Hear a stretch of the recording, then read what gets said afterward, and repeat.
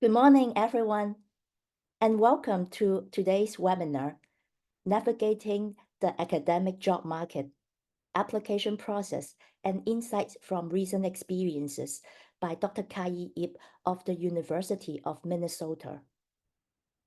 I'm Angela Chow from Indiana University, and I'll be serving as your chair for today's section.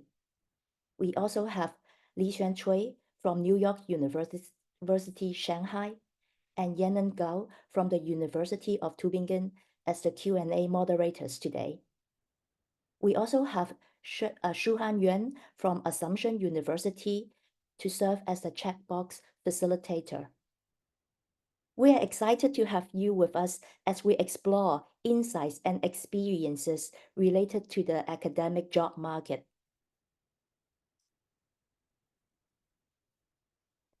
Before we begin the presentation, I would like to take a moment to share some information about the organization behind this webinar, the Society for Research in Child Development, SRCD, Asian Caucus.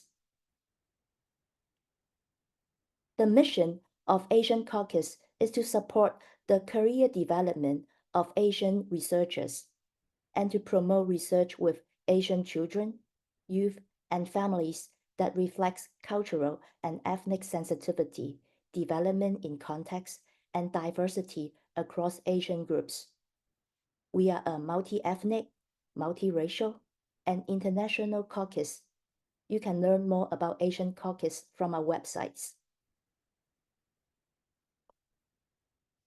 If you are not yet a member of SRCD or the Asian Caucus, we strongly encourage you to join us. Please visit the SRCD website to learn more and become a member. If you were previously a member, but your membership has expired, renewing is very easy.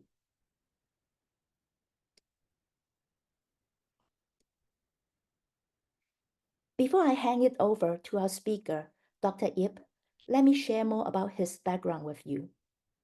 Dr. Kai Ip is an assistant professor at the University of Minnesota.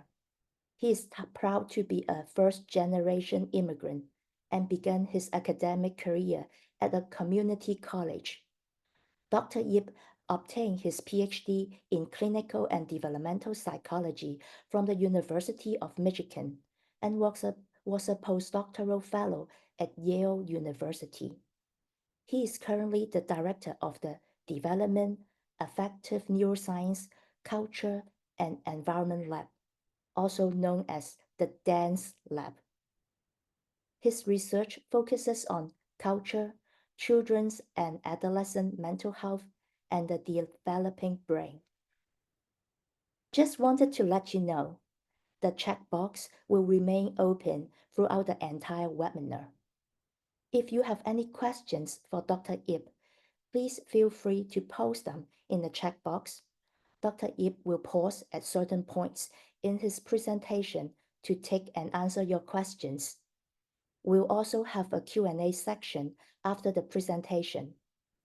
With that, I would like to invite Dr. Ip to begin his presentation. Thank you.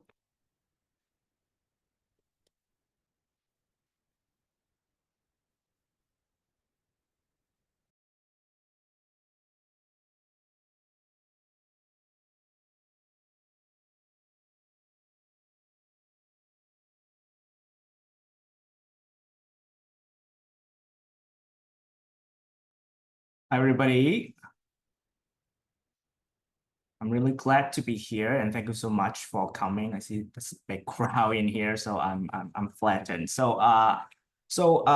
Before we go a little bit on what are we going to talk about today, I do want to talk a little bit about where, what's my background, and thank you, Angela, for sharing that. And because that also motivated me why I'm doing this webinar. So I am an international student. I'm still an international scholar from Macau, and I started really my academic journey in community college in Los Angeles, and that's where I started my immigrant journey as well. And then I was really fortunate to be able to go to Michigan for my undergrad and graduate school training, and that really opened my eye and think about what can academic jobs, career looks like. And today I really want to share with you because I don't think a lot of people, especially from first-gen background like me, know anything about that. I have to navigate a lot by myself, and I'm very, very glad that I have very supportive, informal and formal mentors, and that has guided me through this journey, including folks at Yale and Michigan, where I did my postdoc and PhD.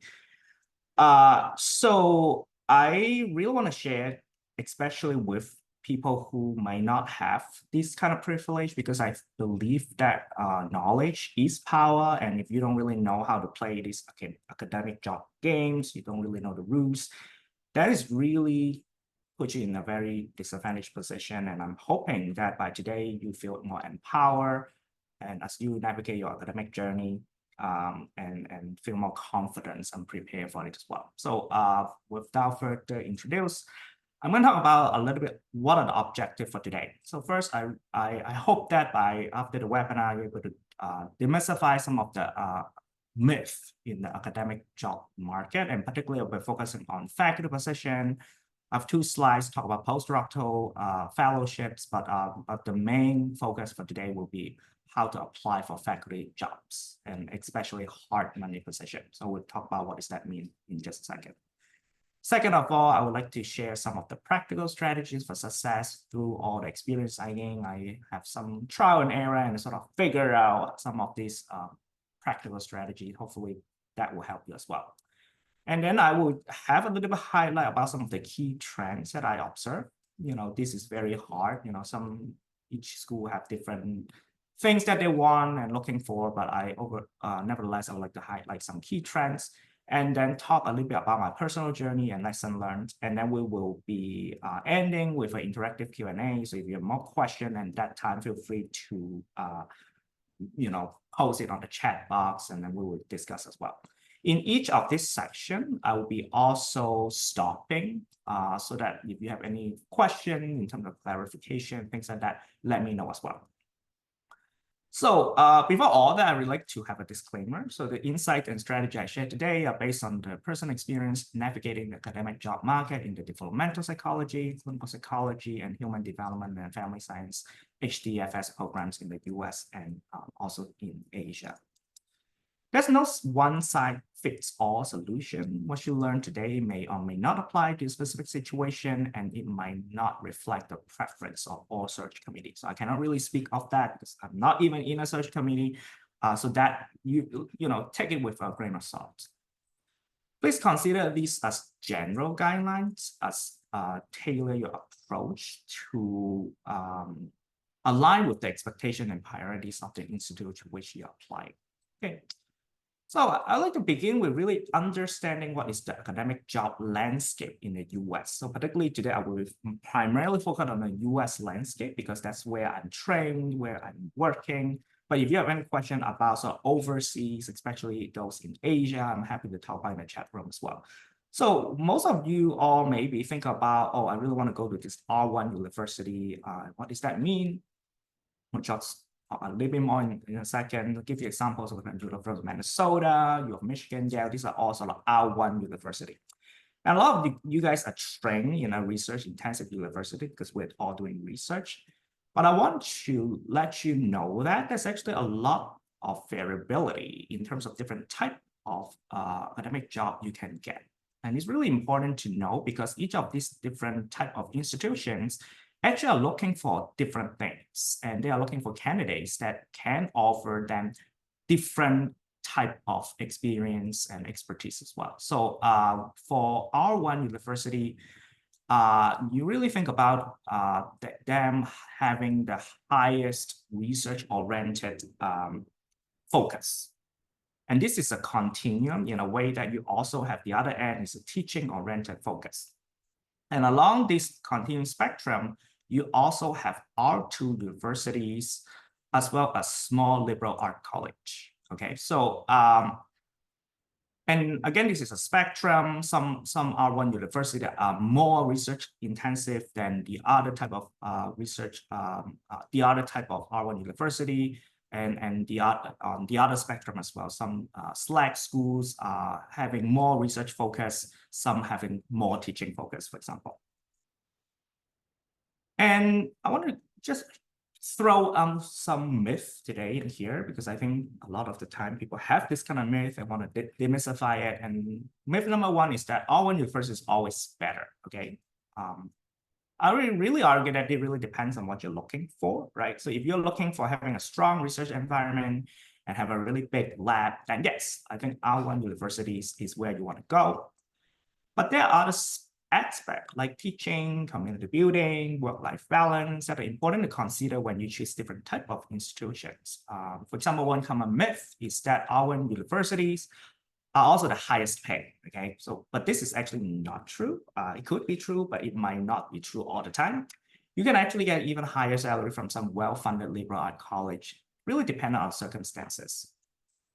Myth number two is that it's all really about the numbers of publications, okay? So I will argue that it's also not true. While having a good track record is important, there's many other factors that are more important, and today we'll be talking a lot of them. So let's start off with thinking about what is each of these different institutions focusing on. So as I tell you already, so one of the key focus for R1 university is research excellence. The teaching load is typically light. We're talking about 2-1 or 1-1 course load, meaning that maybe 2 courses per semester and 1 course per semester, so forth. And because research is the primary focus.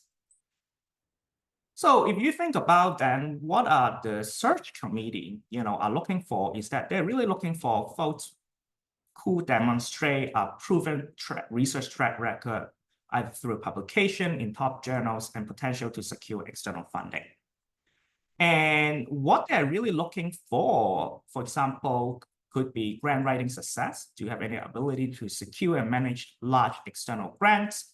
What is your long-term research vision? Do you have a clear plan for expanding and sustaining research output? Because research is expensive and really money to sustain that. Graduate student supervision, mentoring PhD students is often a critical part of the role. And oftentimes the focus is on PhD students more so than undergraduate students. And the teaching ability, although research is prioritized, demonstrating competence in teaching graduate or advanced undergraduate courses is often expected. So these are things that R1 university really cares about. But what about R2 university? So I will say that the key focus for R2 university is a balanced research and teaching portfolio. The teaching load is normally moderate. We typically think about 2-2 or 3-2 load with more teaching responsibility than R1 school. And what are they typically looking for? They're looking for folks that have active research agenda, a productive research program that can secure moderate grants and lead to consistent publications. Teaching excellence, strong teaching ability and the flexibility to teach a range of undergraduate, graduate courses, but also collaborative potential, interest in interdisciplinary collaboration within the department across the university. This is because R2 university often do not have the resources that R1 university have. So they might, for example, don't have an fMRI scanner. And if you want to do this kind of research, they want you to find a way to collaborate because they might not able to support you. So they're also looking for people who demonstrate that they can actually have this kind of resources in our R2 environments. And mentorship is a big thing, for example, experience or plans to supervise undergrad and graduate student research. And external funding is encouraged, but is not as high as, for example, in R1 universities. Then what is small liberal art college, what we call SLAT, focusing on? The key focus is teaching excellence. So, and the typical teaching load really depends. Some well-funded institutions could be as low as an R2 university, but low-funded ones are typically high, typically at a 3.3 to a 4.4 low, with a significant emphasis on undergraduate teaching, because most of these liberal art colleges do not have a graduate school program. What are they typically looking for? Obviously, teaching excellence, a demonstrated passion for teaching and engaging with undergraduate students is critical. and as well as experience with a diverse teaching methods is highly valued. Oftentimes, the focus is on ability to mentor undergraduate students. How can you involve undergraduate students in research and guide them through their independent projects? Research is often seen as a secondary focused. And as long as you really can able to do research and your research can include undergraduate students so that they have a very enriched undergraduate experience, that is really what they're looking for. And a SLAC college, they are also very communal. They have very small community. Oftentimes, you will know a lot of colleagues from different different departments. You might do project with them. So it's more of communal environments that you might not see in R1, R2, depending on the size of some of these schools. While external funding is less critical, candidates with the ability to secure small grants to support undergrad research are favored. So this is just a summary slides of the key differences in faculty expectation. So you can read over it. I'm not going to talk about it because we have a lot of things to cover today. And before I switch gears to talk about the type of faculty search, I do want to sort of emphasize that even in this different type of institution, we are really thinking about what is a hard money position versus a soft money position, okay? So most people may not know what that means because you're always thinking, well, oh, isn't everything's get paid by the school? And then what's the difference? A hard money position is, for example, full-time faculty position at R1, R2 university or SLAC is typically a 9-month contract that you are funded by institution's budget. For example, university operating funds. It is generally more secure because salaries is guaranteed for the institution regardless of grant success. On the other hand, a soft money position usually is in research-focused positions at R1 university, research institutes, or medical school of public health. It's typically a 12-month contract that are funded through external sources such as grants and contracts. It is less secure because employment may depend on the ability to secure ongoing external funding. Most of the time when we think about soft money position, you have to find grants or write grants to support your own funding, even when you are tenured, okay? And that's the sort of biggest difference is that hard money position, because you have to teach, the teaching tuitions really pay for your salary. Soft money, you doesn't have to teach, but you have to basically write grants to support your own lab. That's pros and cons. The pros, obviously, for high money position is higher stability. After maybe your tenure, then you can focus on other things. You might not have to be just focused on getting grants in a way. But there's also cons because there is less flexibility in research budget and even your salary. Because in soft money position, oftentimes if you have grants very successful, you can actually increase your salary substantially depending on how much grant money and resources you're bringing to the school. But today I would primarily focus on hard money position because when I'm in the job market, most of the institute I apply and the position I apply are hard money position. And there's different type of faculty search. I will start off with assistant level search, which is focused on early career scholar with potential for growth. And this is the most common one that you know of. But there's also the open rank search, which is flexible with ranking, really focusing on the departmental needs. It could open ranging from assistant level all the way to full faculty level, full professor level. Basically, it's open rank search. Then we also have cluster hiring. This is increasingly more popular, I think, in the field because people now increasingly being very interdisciplinary and collaborative. And usually this type of cluster hiring spans multiple departments or multiple position in department that they want to have sort of like cluster a cohesive cohort for this cluster hiring. And the decision is often also thinking about whether all these people sort of fit together and increase synergic energy in the department. And at the end, at last, we also have target search. And this is usually aimed at filling a very niche area, for example, a DEI initiative or they really want this kind of expertise, and they really want to target some expertise that that other people might not have, for example. And I just really want to go quickly on the types of postdoc position and fellowships. This is not the focus of today's webinar, but there is nevertheless a lot of different type of postdoc. Some of them are federally funded, some of them are not. And on this slide, all of them are federally funded. But one thing I want to highlight is that eligibility it differ, right? Some of them, anybody can do it. Other that is only permanent residents or U.S. citizen only. So let's just take a look at all this, because I don't have time to go over each of them. But if you have any question about postdoc fellowship or postdoc position, let me know as well. And this is another slide, really think about non-federally funded postdoc position. I want to sort of highlight that, including the department, university merit-based scholar, scholarship and fellowship, foundation, organization-based fellowships, as well as faculty director funded, postdoc that faculty may be coming from their own budget or startup. And all these eligibilities also varies as well. So happy to talk more about it if people are interested. Okay, so I want to stop in here just for a second and see if any questions I can address, especially for clarification questions, before I really talk about some of the juicy stuff about how to prepare you for success.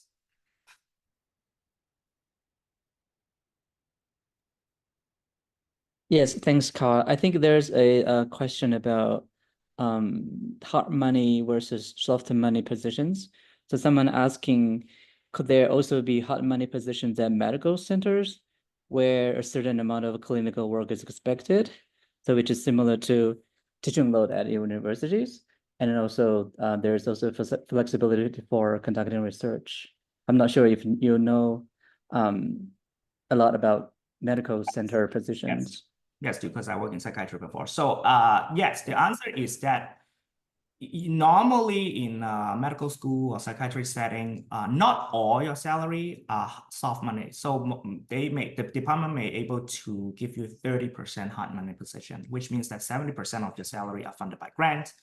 30% could be through clinical work, could be through other type of responsibility like mentoring, medical students and so forth. So it's really vary department by department, because some may be able to get you as much as 50% of your effort covered, while other institution may be 100% of the cover by soft money.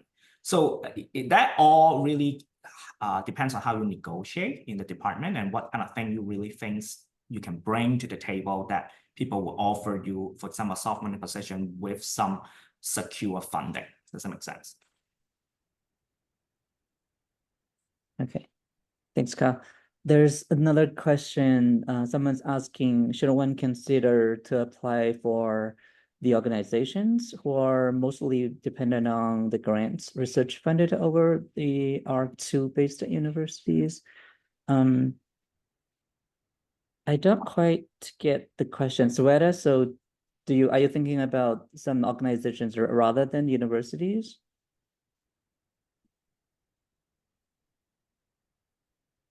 So when I think about organization, I tend to think about, like, for example, APF, you know, or APA, or some international organizations that may be not foundation, but still nevertheless provide you some money for fellowship or scholarship for postdoc.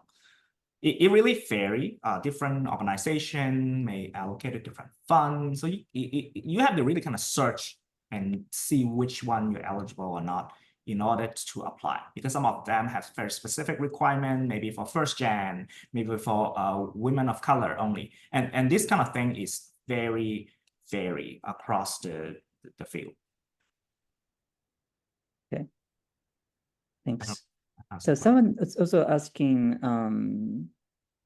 the average number of publications if they want to apply or be successful applying to one school. Like both first author and co-author papers expected. Are there any number? This is a very tricky question because I think it really depends a lot of contextual factors, including, for example, what is the quality of the publication you're talking about, and whether your program of research is very niche and things that they really want from the committee.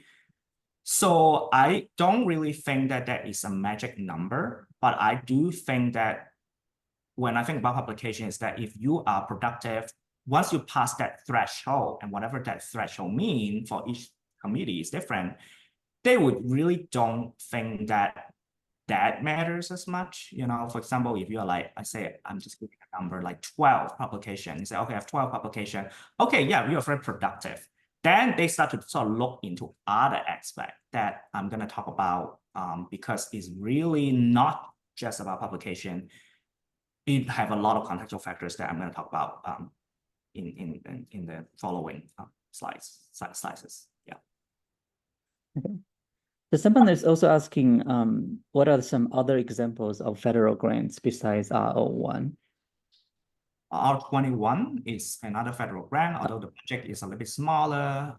Usually they don't have enough funding for postdoc. I think generally speaking, R01 or equivalent that have a really big budget, people do tend to hire postdoc more often. Yeah, but it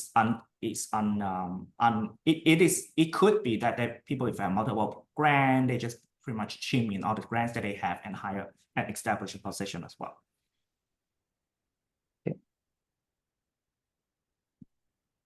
So someone's I think probably it's a international scholar, so who are not eligible for most of the federal funding. Should we specify it in a CV or cover letter, or it's just better not to mention it in an initial submission?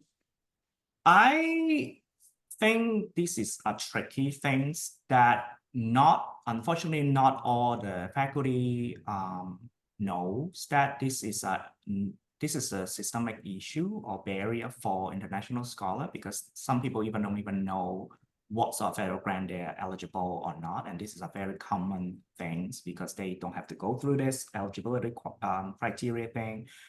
I think what I usually do will be sort of highlighting the fact that even though I'm not eligible for federal funding now, I'll be eligible for funding when I'm a faculty, as well as I can demonstrate able to secure or get a grant from other non-federal type of funding.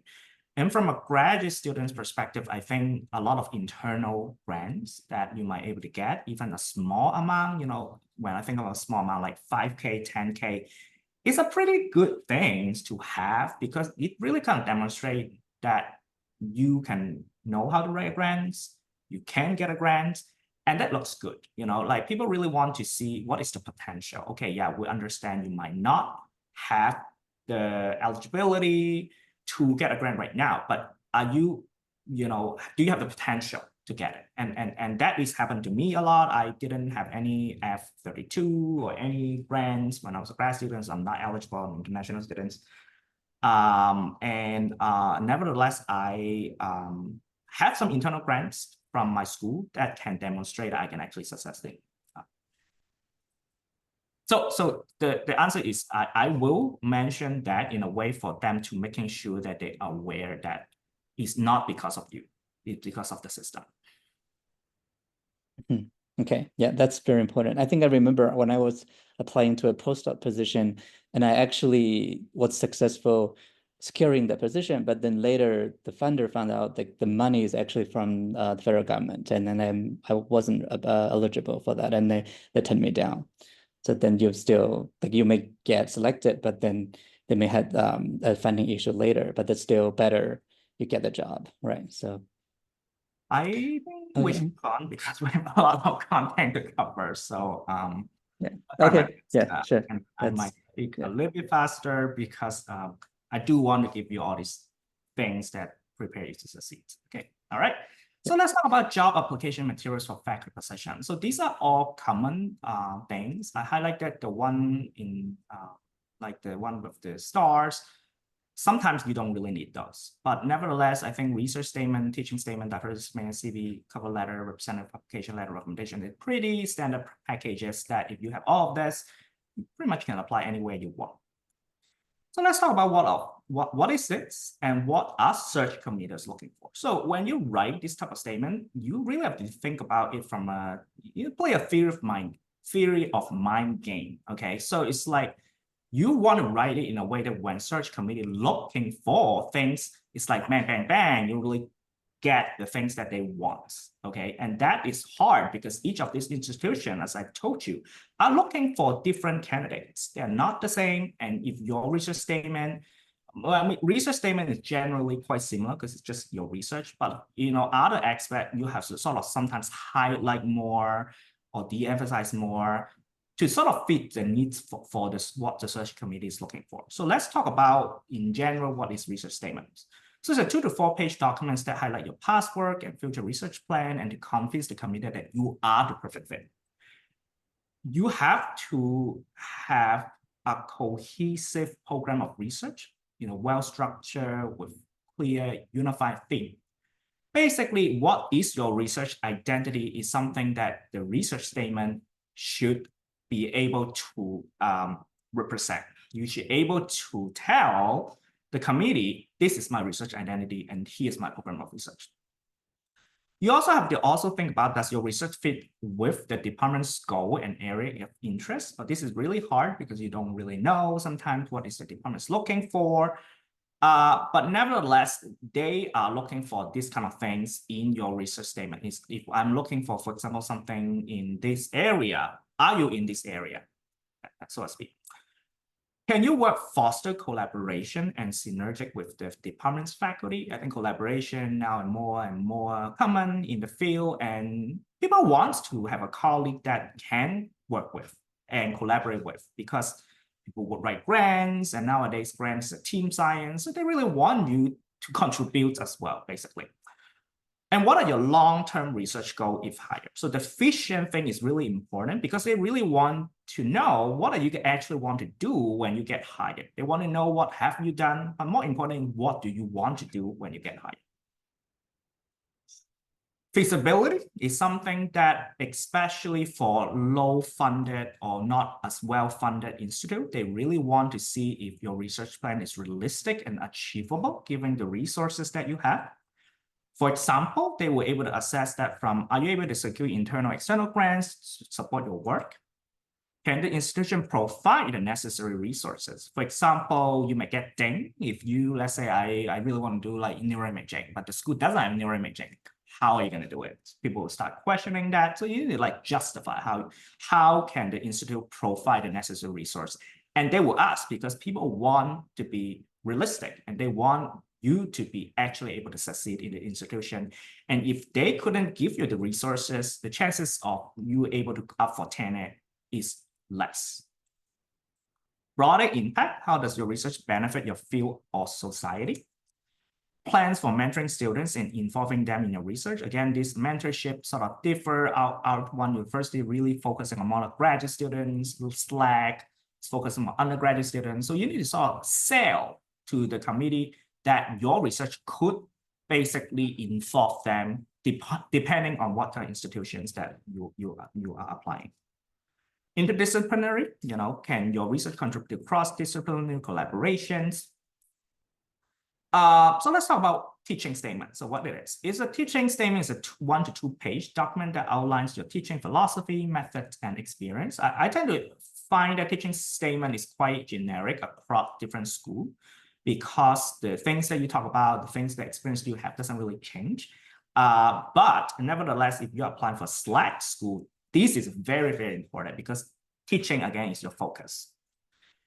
It's really an opportunity to showcase how your approach of teaching and how can you engage with students to facilitate learning. So for example, do you have a clear teaching philosophy? Committee looks for a well-developed teaching philosophy that aligns with the institution's mission. For example, liberal arts school may prioritize student-centered approach, while R1 University may value teaching that integrates with research. Teaching methods and strategy. Do you have concrete examples of teaching techniques you use or plan to use in the classroom? how do you adapt your teaching or different to different learning styles and student needs? So by concrete, I'm meaning specific example. Just telling them that, oh, I'm going to do this without example is actually not very good, because they want to know realistically how much you have done and how much you know you can do. Adaptability. Can you teach a variety of courses from introductory course to advanced level? Search committees value candidates who are effectively teach both large and small classes and who can adjust their teaching style from different contexts. Commitment to diversity and inclusion. Demonstrate a commitment to inclusion teaching practice. They want to know how you support students, for example, from diverse background, and ensure that your classroom is welcoming for all. Evidence for effectiveness. This is really showcasing your experience of teaching. Commitment want to see evidence that you are an effective teacher. It could be through teaching evaluation, letter of recommendation, or specific example of student success. So I, for example, will use a lot of direct quotes from my student teaching evaluation as concrete example. Normally how I start is that I talk about something that I think I can do well, and here's the example. It's like, demonstrate that I'm not the one just saying that, like the student also agreed. Engagement and innovation. They're interested in how you engage students, especially in large lecture setting or challenging courses. What are some of the innovative approaches, such as using technology in the classroom or active learning techniques are often seen as valuable as well. Obviously, alignment with institutional needs. They want to know how that really align. For example, if they have certain classes in mind, they want to know if you can actually teach those classes. And usually what I do in a teaching statement at the end is that I list 2 to 3 potential classes that I can teach is the existing course load that they offer, as well as some new classes that I can create to expand the program. And this is actually especially important for liberal art college because they really want you to have very niche topics that they didn't really offer and expand their program of teaching so that the undergraduate student can benefit from it as well. So what I do normally, I will look at their website and see what kind of courses that I can teach. I'll list 2 to 3, not too many, because if too many, people start to realize that are you just listing them or do you actually can teach them? And then I will really be innovative. I have really some innovative name as well, and especially for liberal art college, and think about those are the things that I can offer to the table, for example. Okay, so I just want to talk about diversity statement in one slide because I actually offer a webinar on diversity statement and what is it, what you need to do, and that kind of thing in last year. So if you want to look at that, check that out as well. But basically, it's a 1 to 2 page single space page statement. Those are all single space, by the way, all the things I talk about. And it's a statement that can demonstrate and articulate well using specific example how your DEI commitment manifests through research, mentorship and teaching, service, and leadership. The order depends on the institutions you apply. And some people say, oh, do I need to have all these 4 things? You don't have to, but as many domain you can hit is always a good thing. So how I usually structure is that I have a 1-page statement. Basically, 1/3 is teaching, 1/3 is research, and 1/3 is site service and leadership. That's how I structure it in a DEI statement. Again, I have talked about this in another webinar. So if you, I encourage you to check it out. We can provide a link for that as well. But I do want you to do a self-reflection exercise. So if it is very difficult for you to think about any of the section like research, teaching, service, and leadership, it could be an indicator that you might not have enough or done enough in that area. So a strong diverse statement need not include contribution in every area, but should demonstrate a substantial commitment to DEI in one or more of these areas. Okay. Again, diverse statement is a new thing. Not all the school need it, depending on which school you apply. And let's talk about cover letter and CV. So cover letter is pretty much like a summary to show basically how your experience and goal align with your institution priorities in terms of research, teaching, and both. I tend to sort of structure it depending on the priority of the school as well. Sometimes I put research first, sometimes I put teaching first. And nevertheless, this is really a time or a space for you to highlight your research achievement, focus area, and the impact of your work, present your long-term vision for your research program and how you involve, teaching experience, and future goals. Okay. Letter of recommendation is very important, okay? Because this is when a time the search committee can really rely on them to assess who you are, right? This is more sort of quote unquote objective because you are not the one who say it, other people verify as well. So it's very important. So think about who you want and whether they are convincing or not. Okay, let's talk about timeline and process. So unfortunately, each university have their own timeline, depending on the search committee, dean approval, and other contextual factors. A typical academic job cycle begins when you have to submit your job materials that can range from maybe September to October or even later, depending on the search. And then the search committee review applicants. Again, this varies. Some search committee are faster, some of them slower. And the first round interview, you might even get one next month, October to November, for example. And then after they have the first round of interview that they screen a selected pool of applicants, usually they invite 3, 4, or even 5 candidates to a campus visit. This is sort of the final round that you have to do. And it can happen range from November all the way to February. I remember I still have my last interview in like February, like end of February, when I already got like 3 jobs lined up, that kind of situation. And then the department discussion, there's votes, who is going to be the candidate they want. Sometimes they don't want anybody, then they have a fail search. And then the negotiating offer really can range starting from like once they give you a verbal offer and then a written offer, and then you start to negotiate and from sort of December to April. And this timeline is vary. Some schools are faster, some schools are slower, and that kind of create a really difficult situations that sometimes you might get an offer, but you're actually still interviewing for school, or for example, for your dream school, then you have to pick and choose, oh, should I not, reject my offer and aim for my like dream school, or should I just accept what I have and then forget everything? So it's really challenging because you cannot rush them. Sometimes even you rush them, they're not able to do it. And then you have to think about how I'm going to do it. And in terms of delaying in the negotiation part, I delay it in a way. So I think negotiation itself is a webinar of itself. So I'm happy to talk more about it, but for the sake of time, I have to move on. Myth number 3, academia is a one-way ticket. If you're out forever. I'll argue that is also not true. There's people that have leave academia, work a few years in industry, and then come back. Most people don't, because once they leave academia, they sort of feel like, okay, why do I have to be in academia in the first place? So they don't want to. But nevertheless, if you want to, and you think, okay, academia is really my passion, I really want to do it, you can. But it's just different than maybe a traditional path. Myth number 4, this is the most common one that I hear from a lot of students, have to be ready in order to apply. No one is 100% ready, okay? It's okay to test the water and gain some experience, especially if there's really job that align very well. Think about it, if they hire somebody, they're not gonna hire another person maybe for another next 5 years. So if you see this job, you really want it, it's perfect fit, go for it, I would say. But be aware that applying for jobs, especially for first-timers, are very time-consuming, okay? So let's talk about preparing for interviews. So I talk about this round 1, phone interviews or Zoom interviews, and then round 2, campus visit. This initial Zoom interview, first of all, not all schools have it. For example, our department, Institute of Child Development, doesn't have a first round. We directly go invite people for campus visit.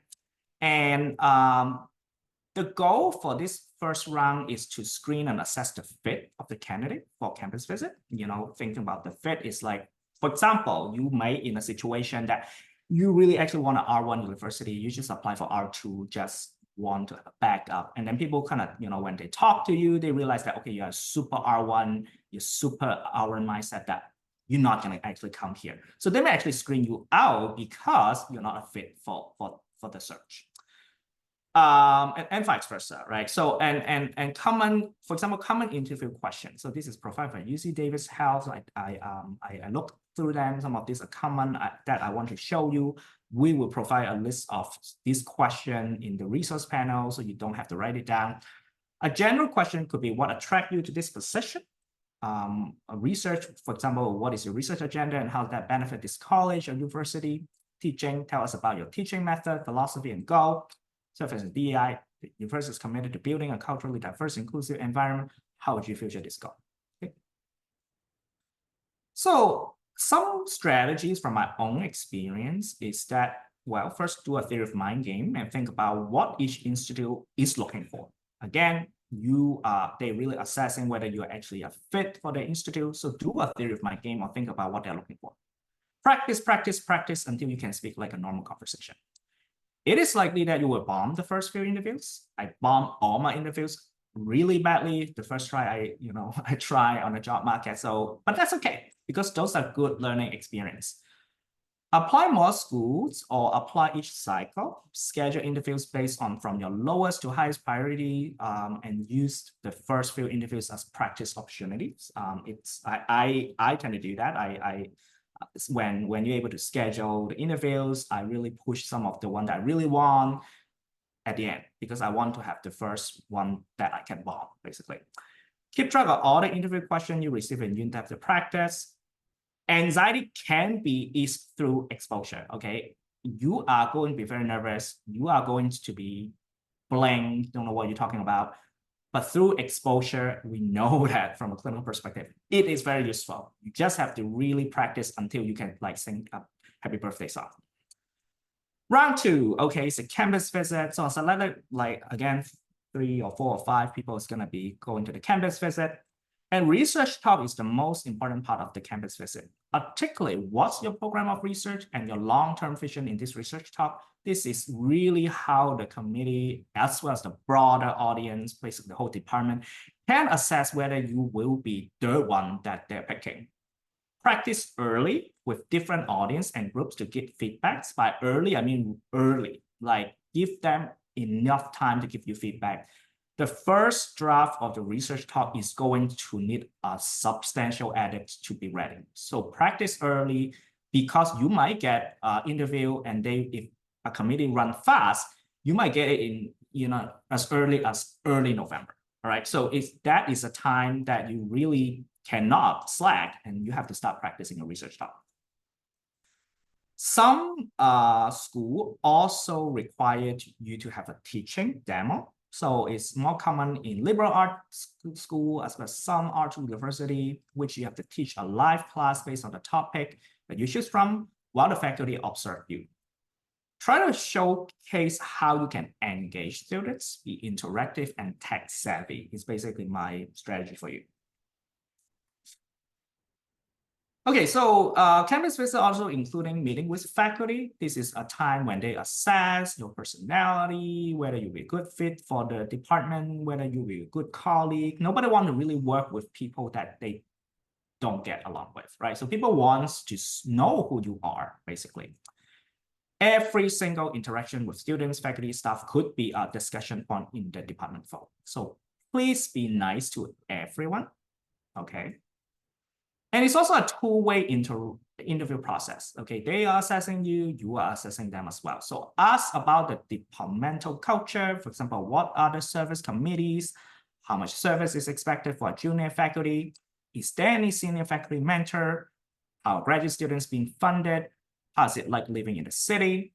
Can you see yourself working and living here for extended period? Okay, this is very important because it's not just work. You want to really think about whether you could live and enjoy life in this place that will be for the next, at least for a few years.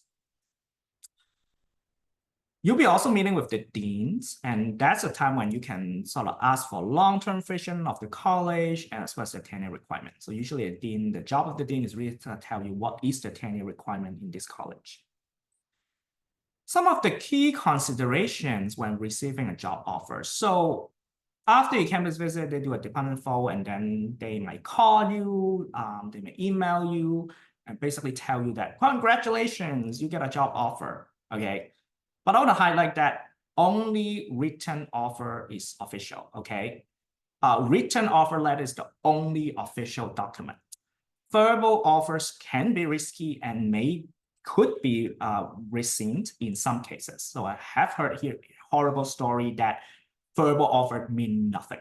So do not be mindful that that could happen. I think most schools do, don't do that because that really look back on the school, but it could. I just want to say. Oftentimes, you won't know the exact salary or compensation details until you receive the written offer, okay? And once you receive the written offer, that's when the negotiations start, okay? So for example, a lot of people like to defer for a year or a semester, but should really only be brought up after you receiving a written offer. And that's sort of the safe game that I play, at least. Time to accept and reject can vary by institution, anywhere from 1 to 2 weeks to several months. Again, this is very challenging, especially if they want you to answer them in 2 weeks, but you still have interviews lined up. What are you going to do? So these are tricky scenarios that I don't have time to talk about it now, but if you have a question, let me know. Transparency. So I like to play the honest game. I talk about my situation and discuss any uncertainty, usually with the search chair. And if they are genuinely want you to be there, they will help you and think about how you can do that. And maybe think about how long or can you be extended for the negotiation time, basically. Negotiating startup package is the time you really ask for, what is your startup package looks like. My strategy to you is that ask future colleagues if they're willing to share details of their startup package for comparison. You really want to have like a base, like how much money they can offer. Sometimes you really need to rely on what is their last hire, how much money they give to the last hire, for example. If you have multiple offer, that is where when you really able to leverage it to negotiate better terms. So I have the opportunity to have that, and I don't have the time to talk about it today, but if this scenario happens to you, I'm happy to talk more about that as well. Okay, so I need to really speed up. So let's talk about highlight key trends. And if anybody have, anybody have any questions? So I just want to make maybe one question. Okay, I think just so we take the time to answer one. So someone's asking about the research statement, and then like they just mentioned, it's very important application of materials. So how to write a long-term, do you have any tips for writing a long-term research type of like long-term view in a research statement? So I tend to think about from more like a 3 to 5 year trajectories, and so I think about if I'm in here, what do I want to do in my next 3 to 5 years? And that's how I really think about long term. It's not that long, but at least they want you to have some thoughts. Whatever you do after depends on you, but at least they want somebody or candidate to have thoughts about what they want to do coming here so that they can just start going in the first semester, for example. And then I will, for example, articulate what type of research I'm thinking about in here and how is it aligned with my current focus, and then and things like that. And oftentimes, it's similar to when you write a grant, right? So when you, for example, write a grant, you think about, okay, what's my next 5 years I want to do? And people who got grant usually have a very clear long-term vision because they know what they're going to do for the next 5 years. And that's the people you're competing with, right? So that is why you also want to demonstrate, even though you might not have the grant, that's things I want to, do, for example. And is it feasible or not as well? Okay, sounds good. I think let's continue, and then we can leave all the questions at the end. That sounds great. So I'm just going to quickly highlight some key trends, interdisciplinary research, strong computational expertise, big issue that affect future generations, DEI, flexibility in teaching and research, and engagement with diverse student populations are for example, some of the key trend I observe in these few years. And it comes with waves. Sometimes it is this, sometimes it's that, and you cannot predict. So if you happen to be one of these kind of trends, congratulations. But if you are not, it doesn't mean that you won't get a job or whatever. It just means that maybe things that you do might not align sometimes with the department, or how can you sort of sell that this is really important. It's all basically how you sort of draft the research statement and to sort of convince the committee that you are the one. Okay, so let's talk about personal journey. So I will spend a few minutes talk about personal journey. So I started off applying my first job when I was a graduate student in Michigan in my 5th year PhD, and we have to take a professional development class where we have to draft our research statement, teaching statement, and all these different documents. So when I'm doing it, I'm like, okay, why not? I'm already drafting that. I'm just going to apply. In the test of water test stage, so I got some phone interviews. I apply in the state, I apply overseas. I got one campus visit overseas, but no offer. Okay, so this is really just a test water phase for me that I bomb all my phone interviews, if not most. And I really don't know what I'm doing because I don't understand the academic landscape at this point, right? So I try again in my 6 years PhD. And I applied for a lot of school because I'm like, okay, I'm graduating, I really need a job. So I applied for like 18 plus school, including overseas. I have phone interviews, one campus visit overseas, and then one faculty offer at a select school overseas. So I was basically at the time thinking about, okay, maybe I should leave the United States. I'm gonna go to overseas, be a faculty in a select, or I stay in the state knowing that I might not get a faculty offer next year and reject the faculty offer that I have at the select. And it was a really tough decision because I'm pretty much doing it in a way that I am betting that maybe after the postdoc I'll get a job, which is a big bet. But nevertheless, I rejected the SLAC offer overseas. I accepted the Susan Nolan summer postdoctoral fellowship at Yale. And I was so excited in my first year, I did not apply for any school. I'm like, okay, I couldn't get in the job market again. It was a lot of tears, a lot of stress. I couldn't do it. Instead, I applied for K99R00, but did not get it. So I applied for a grant. I think, oh, maybe the grant things that I need to go for a job, but I didn't get it. I was not in the job market. And during my postdoc year 2, that was 2022, I applied for 32 schools, okay? And I am quite geographically restricted, as a faculty, queer faculty of color, I'm very restricted and think about where I really wanted to live, what kind of lifestyle I want. So I geographically only apply for 32 schools.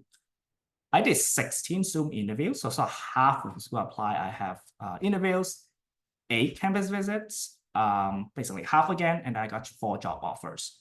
One of them in a select school, one of them in R2, 2 of them in R1. So I pretty much did everything, get all the different type of university, institution type of jobs. And that's why I sort of now maybe better at thinking about what this institution needs, because I go through all this for you. I just want to stop in here because I want to talk about some of the challenges in navigating the academic job market. It is very stressful, I'm not gonna lie. The job search can feel like a full-time job of itself. Remember to please prioritize self-care and show your self-compassion throughout the process. Many candidates go through several job market cycles like me before securing a position. This is completely normal, okay? Please, if you don't get a job this round or next round, it is okay, because every cycles you are in, you learn more how to be better for the next cycle. Geographic constraint, your job option may be limited by location, which can restrain opportunities. People more and more think about where I want to live, what kind of lifestyle I want, what kind of political sort of agenda I have. And that also limited in the geographic region that you're thinking about. And especially if you have a spouse. So I have a partner, and then my partner doesn't really want to live in certain like location. So I didn't really apply for these locations because I know that my partner's not going to be happy and we're not going to be happy and things like that. Salary versus cost of living. The salary offer may not always reflect the cost of living in a particular location, and keep this in mind when evaluating offers. The really frustrating thing is that you don't really know the salary unless they tell you during interviews or when they give you a verbal offer. You really don't know what's a salary, and sometimes you're shocked in some of the major location, big city, that how much salary that they actually able to offer. And you have to maybe think about whether this is a salary that could afford the lifestyle that you have. Factors beyond your control. I really want to highlight that you guys are all amazing. There's a lot of factors beyond your control. For example, internal candidates, specific research focus needed by the department, the competition you're up against, that you really cannot control. So, and that is the reason that don't feel discouraged if you didn't get a job. And sometimes it's really not just about you. It's just because maybe you're competing against existing assistant professor. They really want to move, and you are competing with people that have tons of knowledge, expertise already. And therefore, please be understanding that rejections are very common and a normal part of the academic job search. Balancing application, prioritize application to positions that are strongly aligned with your personal goals and fit your research and teaching vision. Not everybody have to go to R1 school. You have to really think about whether this is a lifestyle you want. And I will argue that, in fact, there's a lot of other opportunities than R1 school that people sometimes don't realize. Reflect on readiness. So drafting a research statement helps you to evaluate your readiness for the cycle. But remember, no one is ever 100% ready. So I use the research statement to think about what is my program of research, for example, and that is the time when you think about, oh, wow, I actually don't know what I'm doing. My research are all over the place. I don't have a very cohesive story to tell. But then maybe you're not ready for this cycle. But nevertheless, think about it, use it to think about what is your program of research. And the number game, it is a number game. The more application and experience you accumulate, the more familiar and less stressful the process becomes. Okay. First faculty job is the hardest. Be flexible with opportunity, but set boundaries and identity your priorities, such as family and lifestyle. Think about long-term. Start when you can, but aim to apply to your preference location after you gain more experience. Sometimes people do it, sometimes people don't. So we gotta think about what is your long-term goal. Ask for feedback, a lot of feedback. Ask colleagues, especially to those outside your field, to review your application materials for a fresh perspective.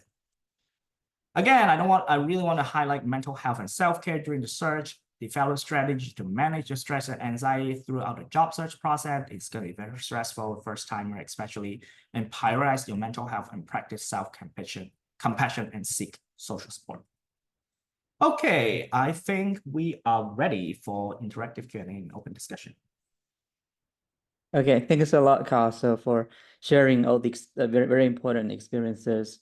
There are a lot of questions here. We may not be able to cover all of them today, but then we'll try to get to most of these most important ones. So the first question, and I combine the first one and second one, is really, since this is the Asian caucus, SRCD Asian caucus, and a lot of attendees are probably from Asia. So would you talk a little bit more about like how to find a job in Asia, and then as international student scholar, and then like more experience on that? Do you? So I apply jobs in Hong Kong and Singapore. So that's the two regions I apply. I got one of them and actually get another one if I want. It's generally similar process that you will experience in the job cycle in the state. They might not require diversity statement. But nevertheless, they are still looking for people who have very good track record, especially in Asia. I think track record is very important. You are amazing colleagues, and that you can sort of bring in research grants. So those are the things that they are also looking for. And similarly for SLAD, can you teach? Can you teach effectively? And are you a good colleague, for example? I think in general, school in Asia, I'd say coming from maybe a very US heavy research institute is a little bit easier to get the job, but nevertheless, there's still a lot of competition. I don't know if I answered your question. Right. Yeah, I think there's also probably people are also thinking about, for example, if they want to apply to traditional Chinese university in mainland China rather than Hong Kong and Macau, then there's probably a lot of differences, like these traditional Chinese universities versus more Western style type of universities. So experience than me on that topic. Yeah, I know like they're very different. There are some. I'm from NYU Shanghai. Then it's a more international. There are very few of these international universities in mainland China, right? So these are more like Western style. So that's very similar to you're applying to any positions in the US. But then if you want to go to traditional university in China, then there's like very different process. So you probably want to get to know people from these universities and then to get more information from them. So yeah. Okay, so let's get to another question asking about the research approaches and directions. So there are people who are focusing more like quantitative methods and then people versus people using qualitative and mixed methods.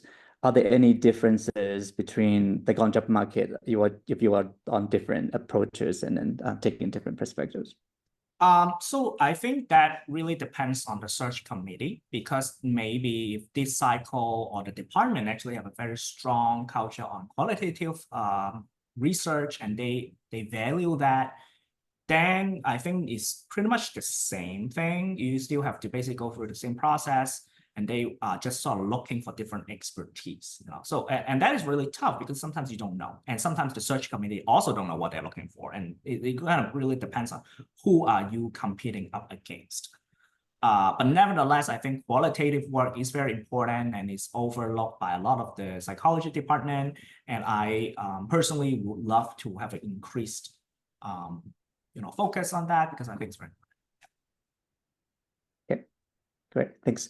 So I think we can move on to talk a little bit about applying to postdocs. So what's your take on if you want to, like, as an international scholar, and then what's your experience of applying for postdocs in the US? I might not be a very good example because I only applied for one postdoc position. Throughout my whole academic search, I've been only focused on faculty, and I got the postdoc that I applied. And it is limited, not gonna lie, because you may not able to apply for T32 or F32. And then sometimes you are competing with folks that can eligible for those, but also eligible for federal funded one. But nevertheless, I think most of the people who get a postdoc either is through I think R01 funded postdoc that like faculty may have open in their grant, and then they don't really differentiate whether you're international or not. I don't think anybody actually care if you are very competent. And then as well as the departmental postdoc like the UC presidential postdoc, the one that I have, and so forth. So and a lot of time, some of the postdoc is unannounced, which means that you might have to just ask around and see if anybody have money and what kind of skills or research you want to do, and does that really sort of align with what people are looking for. Then you basically get the job sort of not through this just open search for postdocs, that kind of route. Networking is very important, so ask around if people's hiring. And that's also, I think, important. Okay. A related question. So when you apply for postdoc positions, I think it's also for other related positions. So whether you want to continue with your line of research as what you were doing like at graduate school, or you're going to expand your research line. So what's the success rate for following these two choices? I think that really depends, and especially it depends what is your long-term vision is, right? So if you are thinking about, let's say you're doing non-neuroimaging and then you want to do neuroimaging, and that's your long-term vision, you want to integrate that, then yeah, you do want that training because that's how you think about your long-term vision, right?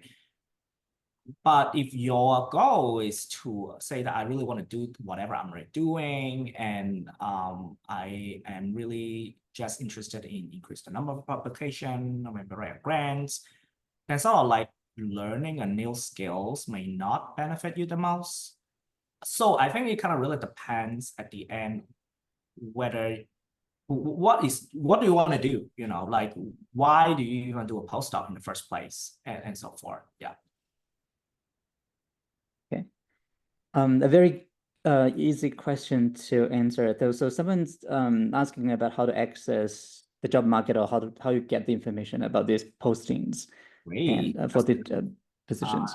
The next slide that I have is this new site job wiki that is a pretty comprehensive list. I'm not quite sure if it's all the job, but nevertheless, it's quite updated list of faculty jobs, tenure track, non-tenure track, as well as postdoc that they put on. And I rely on this a lot when I apply for jobs because it's quite up to date.